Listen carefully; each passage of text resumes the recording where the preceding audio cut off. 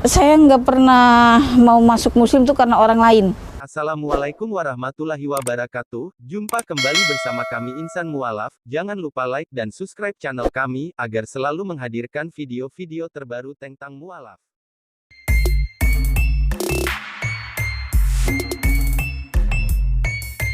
Assalamualaikum warahmatullahi wabarakatuh. Saya Bu Merna, berasal dari Cilincing, Jakarta Utara. Sebelum saya menjadi mualaf, saya seorang Katolik. Dulu itu waktu saya masih sekolah sampai mau selesai itu, saya ngajarin orang-orang yang mau dibaptis. Jadi maksudnya saya termasuk taat agama banget gitu. Setelah saya menikah, nikahnya Katolik juga. Berjalan 17 tahun rumah tangga, keinginan saya untuk sholat itu lebih besar. Jadi ingat nenek pas waktu, kan nenek muslim, mama ikut papa Kristen. Jadi itu lebih besar. Terus kok kata saya, itu dia orang muslim hebat ya, ketemu Tuhan itu bisa 5 kali. Terus dia menjaga auratnya. Saya sebelum muslim itu belajar dulu sebelum syahadat itu, berpakaian muslim itu gimana sih perempuan. Saya nggak pernah langsung pakai kerudung kecil gitu, enggak. Soalnya kalau saya pikir pakai kerudung kecil kok bodinya kelihatan ya, padahal kan itu aurat. Saya padahal belum Islam, tapi saya selalu tegur teman saya yang muslim gitu, mbak, kan baju muslim gitu, mbak, lu mau kamu mau so tahu katanya, tapi saya belajar begitu. Terus saya tanya, saya belajar lagi. Pada akhirnya titik itunya, waktu masih sebelum bercerai, saya itu belajar puasa. Itu mantan suami saya itu sampai saya dikasih roti, kan diajak makan saya nggak mau, dijejelin roti mulut saya, kamu puasa kan gitu. Iya gimana, saya nggak bisa. Saya bilang kalau kamu mau jalan sama-sama kita syahadat bareng, dia nggak mau. Akhirnya kita memutuskan pisah. Dan dengan 3 orang anak saya itu laki-laki semua, udah besar-besar, 17 tahun, 11 tahun, dengan TK 6 tahun. Itu izin dengan bapaknya untuk ikut muslim seperti saya. Itu dia bilang, jangan berharap 1 sen pun. Bayangin gimana berharap 1 sen pun gitu. Bagi saya perempuan dengan 3 anak laki-laki, itu bukan hal yang mudah bagi saya. Kebetulan untuk menjadi muslim itu justru tantangannya keluarga, karena keluarga kita keluarga Pancasila Bhinneka Tunggal Ika dengan Pak D, ada yang Katolik, ada yang Islam, ada yang muslim. Jadi bukan pertentangan yang besar untuk saya menjadi muslim, justru pertentangannya itu dari keluarga sendiri. Dalam keluarga sendiri dalam arti dengan saya dan anak-anak saya. Itu saya gini, saya bilang sama Allah, saya itu perempuan dengan 3 orang anak itu bukan hal yang mudah, laki-laki sampai saat ini. Maksudnya saya bilang, nah kamu itu laki-laki, kalau kamu siap untuk menjadi muslim, itu sama ibu ya kita jalan bareng-bareng, harus benar sholatnya begitu. Jadi saya gini mas, takut saya anak saya itu berbalik lagi, dalam artinya putur iman, turun naik. Saya pernah tanya sama Ustadz, apakah karena saya yang bawa anak-anak 3 saya itu untuk menjadi muslim, saya yang menanggung dosa mereka. Sampai hari ini bukan hal yang mudah saya untuk hadapin 3 anak laki-laki saya. Semoga 3 anak laki-laki saya itu tahu sebenarnya apa yang saya pikirin, apa yang saya takutkan. Saya bilang kita harus ke surga bareng-bareng sampai ke jannahnya. Saya bilang, ibu nggak mau, ibunya nanti ibu di neraka, kita sama-sama di neraka, kita mau sama-sama ke surga itu. Jadi semua setelah saya jadi muslim itu, justru teman-teman saya yang muslim itu ninggalin saya semua. Tapi saya percaya semua harta saya dinolkan mas, dinolkan sama Allah beneran. Semuanya apa aja halangan, pokoknya dinolkan sampai saya nggak punya apa-apa. Bayangin dengan 3 orang anak yang tanpa punya apa-apa ngontrak sana sini, gimana jalannya, apa sih bisa ngebayangin kerja apa aja saya lakuin. Terus semua teman saya pergi sama saya cuma ingat kisahnya Nabi Ayub. Allah ambil anaknya, Allah ambil rezekinya, Allah ujian dengan sakitnya.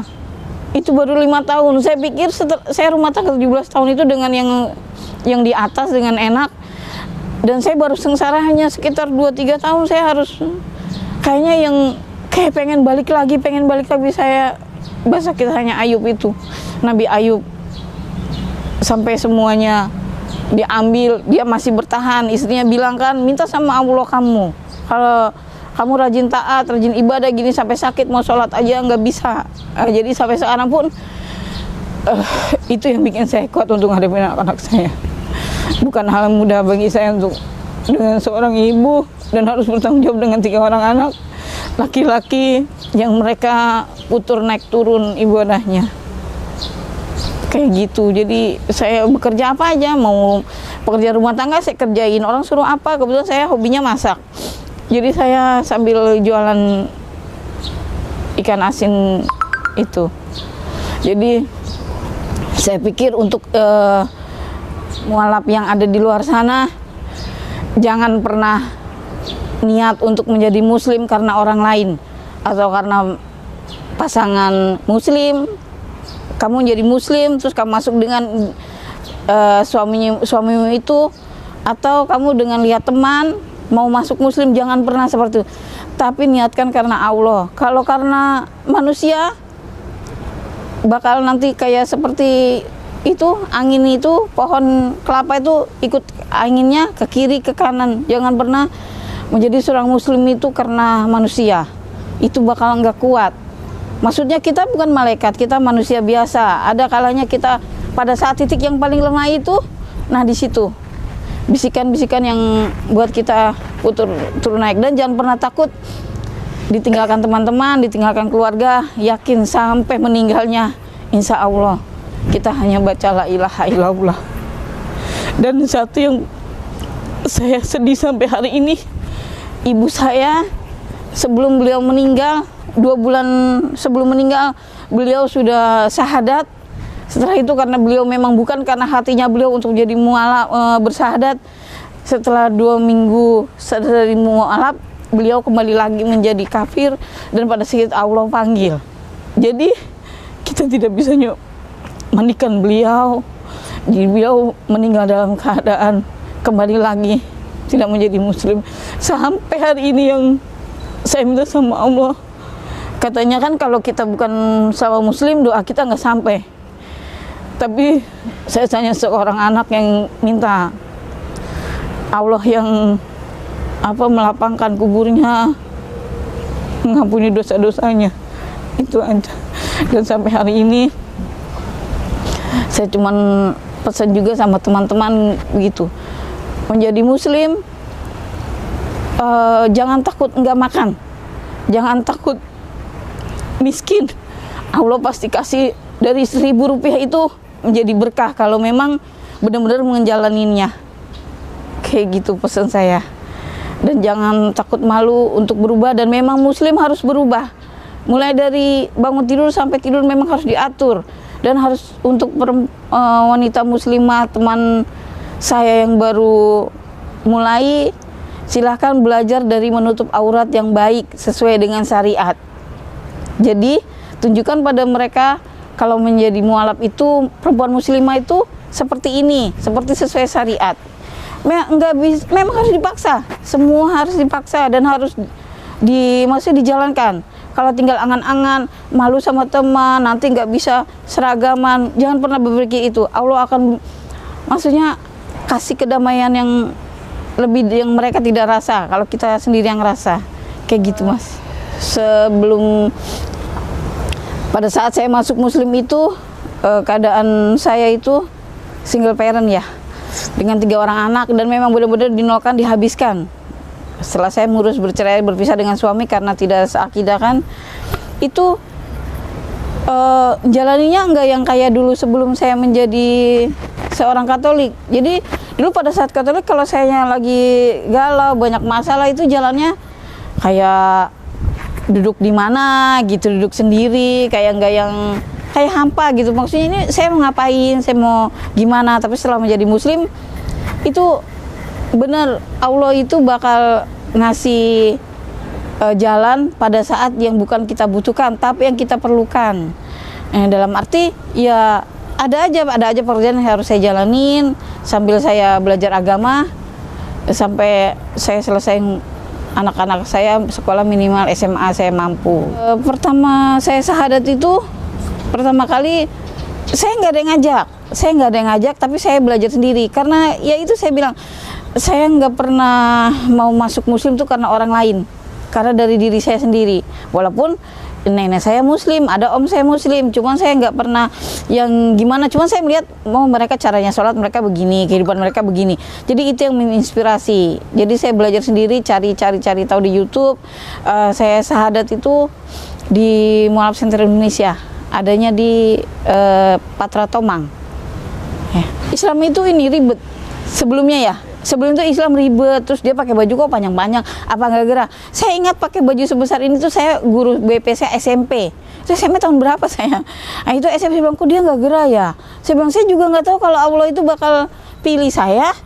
Pada saat mungkin saya sedang SMP itu Allah kasih jalan saya gitu. Buktinya saya pakai, justru yang saya omong itu kenapa yang saya pakai gitu.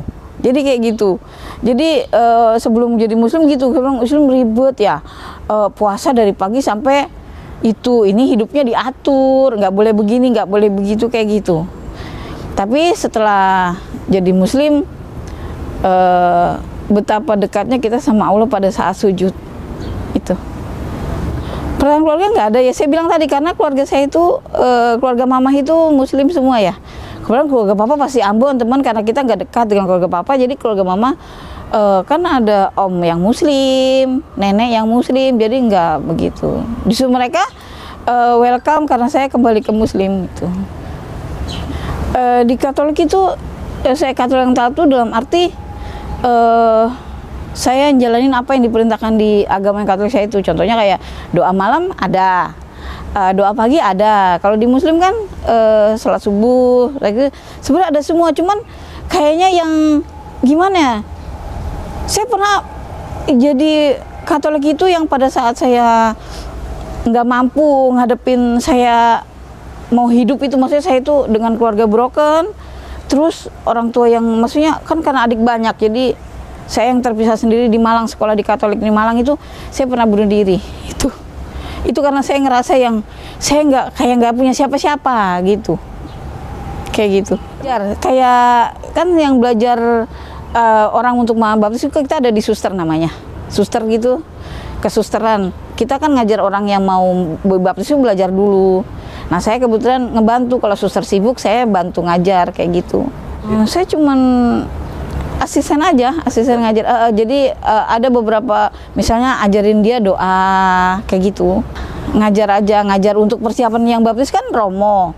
Sebelum masuk ke romo kan ke ruangan kayak kita gini belajar dulu gitu.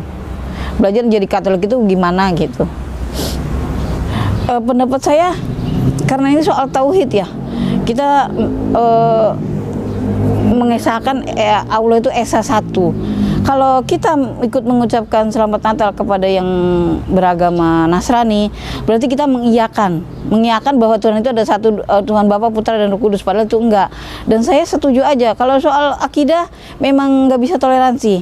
Memang kita harus berpatokan, kamu muslim, dia muslim dengan muslimmu, dia dengan Nasraninya dia, dan kita hidup bertoleransi tetap, tapi dalam apa dulu. Kalau soal tauhid memang tidak bisa, dan itu yang membuat keluarga Katolik saya sampai sekarang karena tidak pernah dengar ucapan selamat Natal dari saya lagi, mereka agak gimana, cuman ya saya terima gitu. Iya, karena dulu saya kan nggak pernah tahu bahwa itu masuknya akidah dan tauhid kan. Iya, jadi saya mengharapkan itu dari muslim, tapi setelah saya belajar, jadi saya ketawa sendiri, ternyata itu tidak bisa disamakan dengan bisa kayak gitu.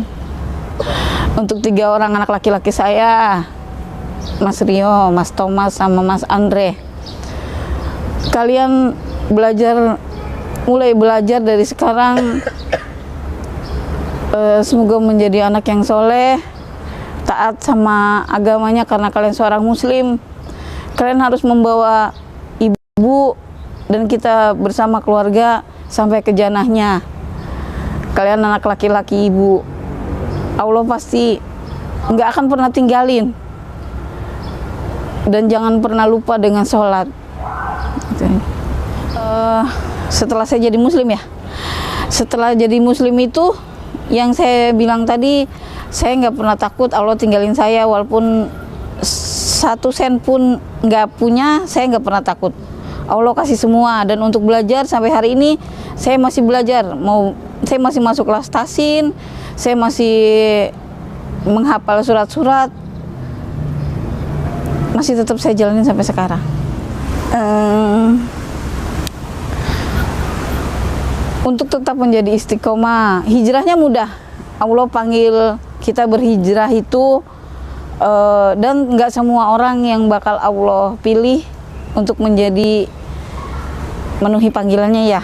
Yang muslim sejak lahir, atau yang baru menjadi mualaf, atau yang belum mengucap kalimat syahadat. Cuman pesan saya satu, muslim itu indah, muslim tidak mempersulit hidup. Justru muslim itu mempermudah. Jadi untuk menjadi baik dan merubah cara hidup menurut Islam itu harus dipaksakan.